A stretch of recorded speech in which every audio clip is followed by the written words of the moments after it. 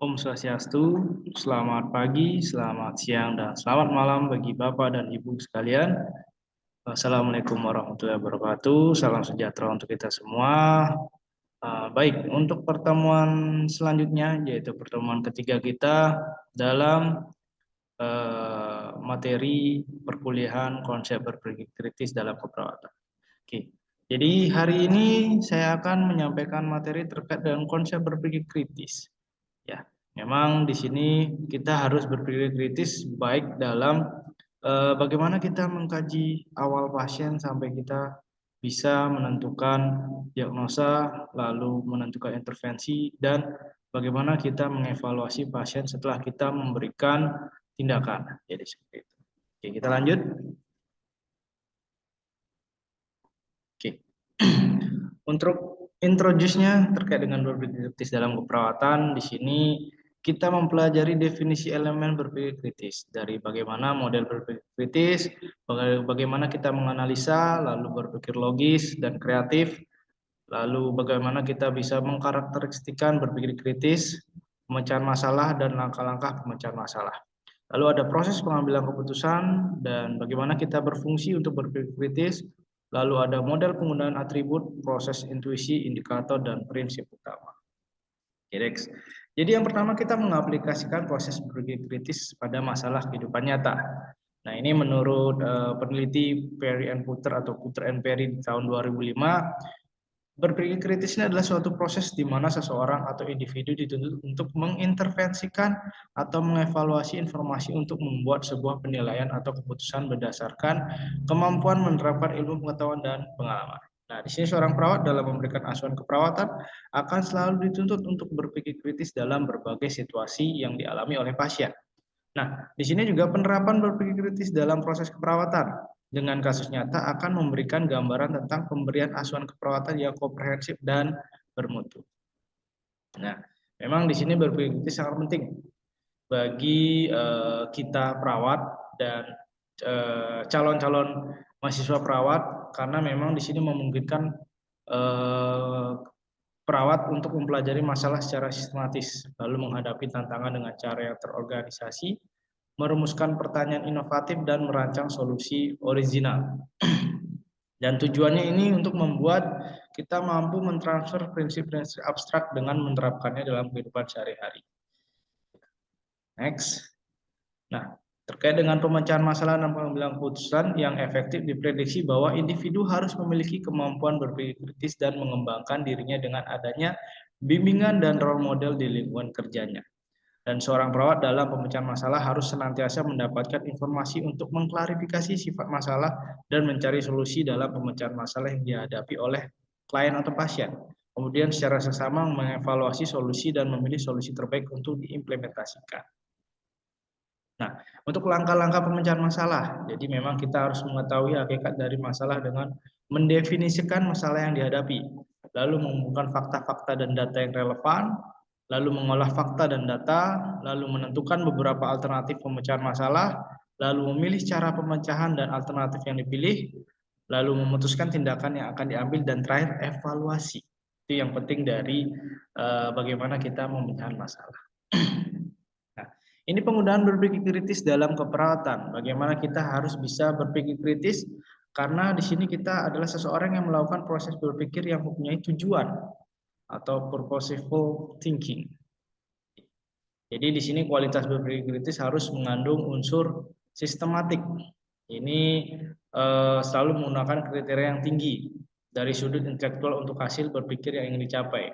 Lalu kita harus bertanggung jawab sepenuhnya atas proses kegiatan berpikir dan menggunakan kriteria berdasarkan standar yang telah ditentukan dalam memantau proses berpikir, lalu melakukan evaluasi terhadap efektivitas kegiatan berpikir yang ditinjau dari pencapaian tujuan yang telah ditetapkan. Nah, aspek perilaku berpikir kritis ini ada relevance. Jadi pernyataan yang disampaikan harus saling berkaitan. Lalu importance. Isu atau pokok pikiran yang disampaikan harus penting. Lalu ada novelty atau kebaruan. Jadi memberikan informasi atau ide baru dan sikap yang baik menerima ide baru. Lalu ada outset material, menggunakan pengalamannya sendiri atau bahan-bahan yang diterimanya dari perkuliahan. Lalu ambiguity clarified. Jadi bagaimana mencari penjelasan atau informasi lebih lanjut jika dirasa tidak ada ketidakjelasan atau dirasa adanya ketidakjelasan. Lalu ada linking idea. Jadi mengumumkan ide, fakta atau pandangan serta mencari data baru dari informasi yang berhasil dikumpulkan. Lalu ada justification. Jadi ini memberi bukti-bukti, contoh atau justifikasi terhadap suatu solusi atau kesimpulan yang diambilnya. Lalu ada critical assessment. Di sini melakukan evaluasi terhadap setiap kontribusi atau masukan yang datang dari dalam dirinya maupun dari orang lain.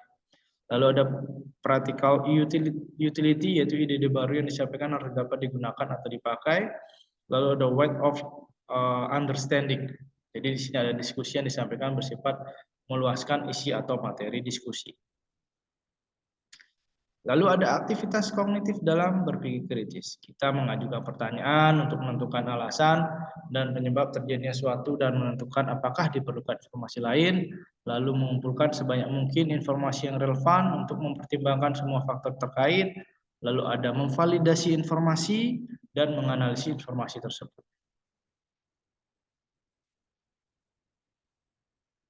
Next.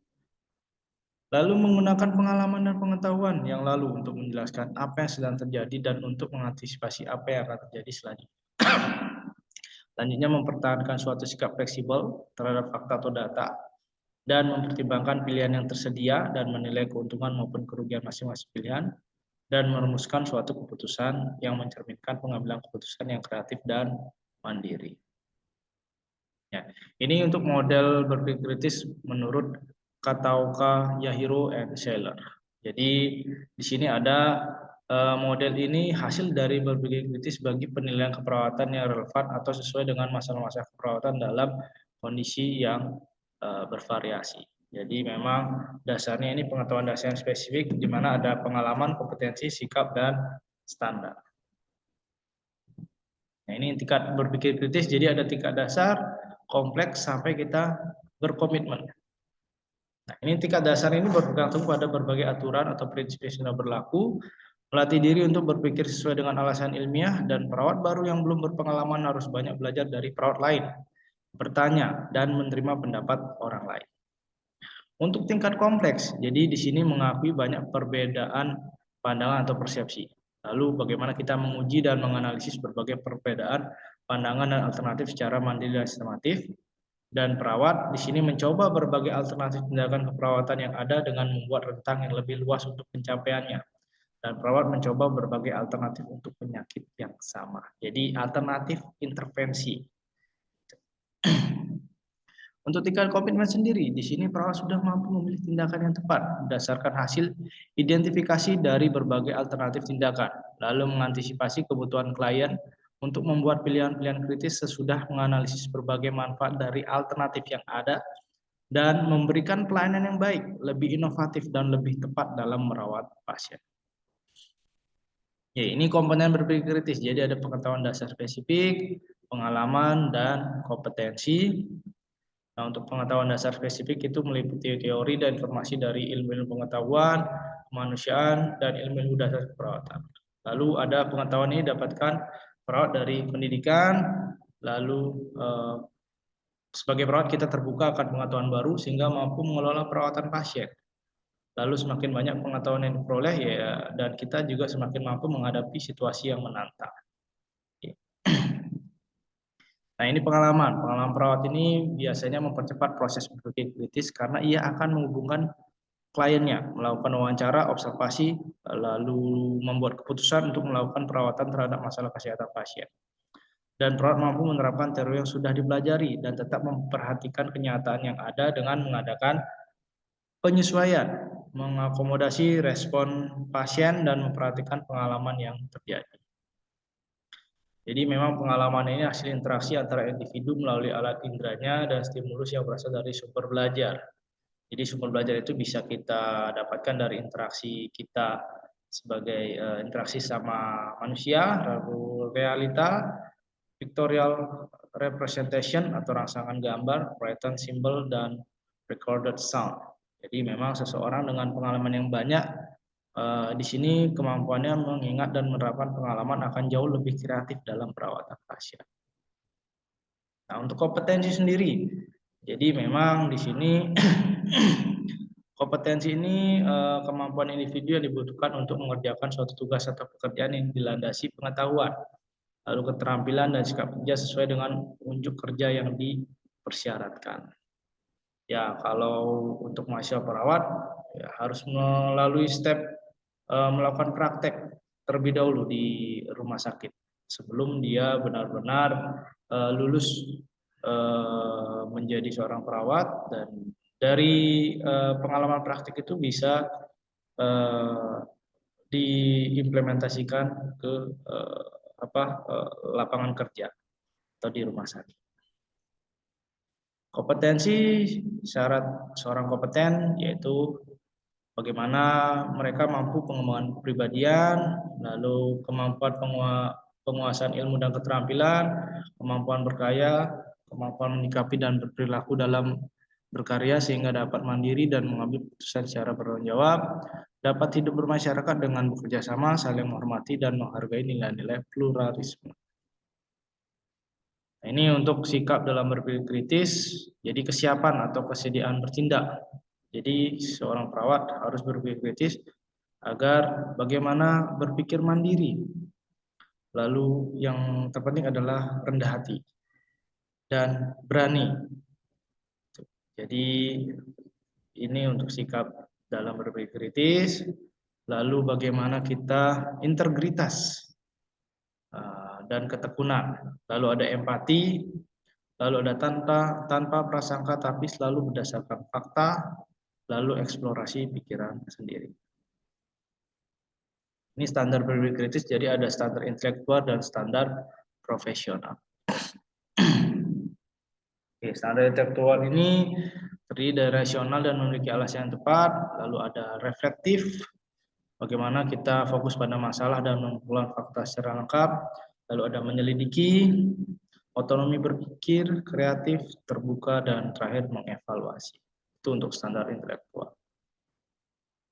Standar profesional yang pertama pasti ada kode etik perawat di Indonesia, lalu standar praktek profesional dan standar kinerja profesional. Nah, ini untuk berpikir kritis dalam proses perawatan. Jadi ada pengkajian, diagnosa, intervensi, implementasi, dan evaluasi. Saya yakin Bapak dan Ibu ini sudah sangat berpengalaman dalam penyusunan asuhan keperawatan. Jadi inilah dia bagaimana kita berpikir kritis dalam proses perawatan di dalam asuhan keperawatan kepada pasien.